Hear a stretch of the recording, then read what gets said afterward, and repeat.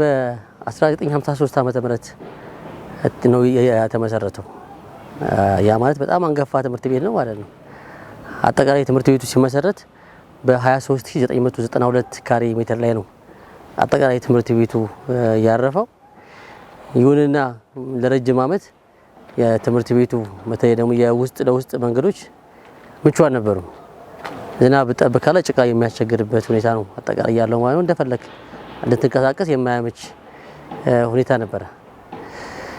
እንግዲህ አሁን ዛሬ ስታዩት እንደዚህ እጅግ በጣም ያማረበት የከተማ መስተዳድሩ በ60 ቀን እቅድ ውስጥ አካቶ ከሰራቸው ትልልቅ ስራዎች ውስጥ አንዱ እዚህ የትኛ ትምህርት ቤት ላይ የተሰራው ስራ ነው ማለት ነው። የከተማ ግብርናና ይሄ የኮብልስቶን ስራ ነው። ትምህርት ቤታችንን ከዛ በኋላ እጅግ በጣም ውብ ማራኪ ለመማር ማስተማር ስራችን አንዱ አጋዥ ነው ማለት ነው።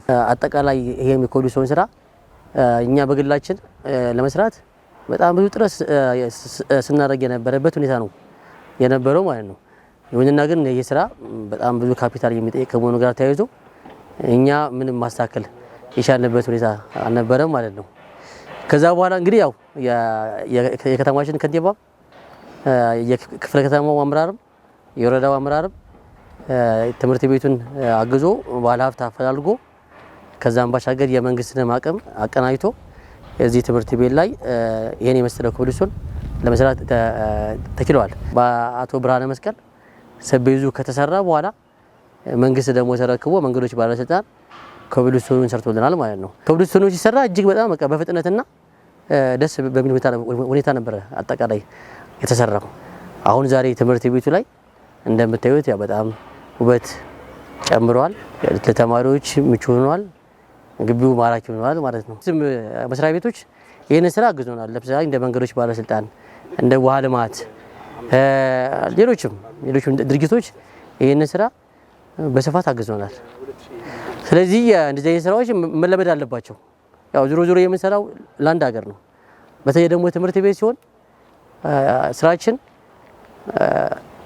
ለሀገር ነው። ስለዚህ ከዛ ጋር ተያይዞ ሁሉም ሰው የራሱን አስተዋጽኦ ማበርከት አለበት ብዬ አስባለሁ። ይሄ ኮብልስቶን እየተሰራው በ60 ቀን እቅድ ውስጥ ነው። ስለዚህ እዛ ውስጥ የነበሩ አካላቶችን ሁላ ላመሰግን እፈልጋለሁ ማለት ነው። ይህን ስራ ለመስራት እዚሁ አድረዋል። የወረዳው አመራሮች አሉ፣ የክፍለ ከተማ አመራሮች አሉ፣ የከተማው አመራሮች አሉ፣ ክብርት ከንቲባዋም እዚህ አሉ።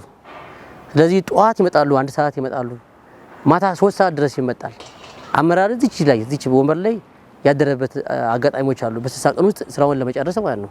ስለዚህ እነዚህን ሁላ ማመስገን እፈልጋለሁ። የመጀመሪያ የልማት ፍላጎት ይሄ ትምህርት ቤት እንዲህ በእንትን የተከበበ በአብዛኛው በሀብታም ቢከበብም የሚማሩ ተማሪዎች ምቹ ያልሆነ በቃ ምንም ነገር ምቹ ለተማሪው ምቹ አይደለም፣ ለወላጅ ምቹ አይደለም። ለዚህ ትልቁን ስራ እዚህ ትምህርት ቤት ላይ ማፍሰስ አለብን በሚል ባለሀብቶችን በማነጋገር ከተማው በመርዳት ከድጋፍ አድርጎልን እዚህ ያ ባለሀብት ከኛ ጋር ኮሙኒኬት አደረገና ዲዛይኑን እኛ ነን ያወጣነው፣ ስፔሲፊኬሽን ማለት ነው። እኛ አውጥተን የጠቅላላ 620 ሜትር ርዝማኔ ያለው ነው። ስፋቱ ደግሞ 8.2 በአጠቃላይ 5270 ካሬ ሜትር ቦታ ነው ማለት ነው የምታየው የተሰራው ማለት ነው። ስለዚህ በጣም በፍጥነት ባለው መንገድ ነው ባለሀብቶችን በተሻለ መጠን አነጋግረን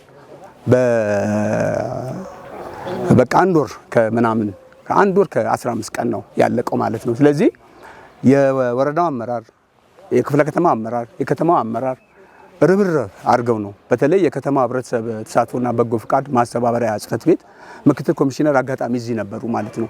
ለዚህ ኃላፊነቱ ለኛ አይሰጡም። ለኛ ለወረዳ ስደ ህብረተሰብ ተሳትፎ በበላይነት እንድንመራው ሰጠው። እኛም ባለሙያ አስተማርተን እያንዳንዱ ስራ ቀን በቀን እየተከታተለ ድጋፍ እየሰጠን መኪናዎች ሲጎሉ እየደዋወልን ዶዘር ሲጎል እየደዋወልን በተሻለ መጠን የኛም ያው አስተዋጽኦ ያለበት ስለሚመስለን ይህንን ያማረ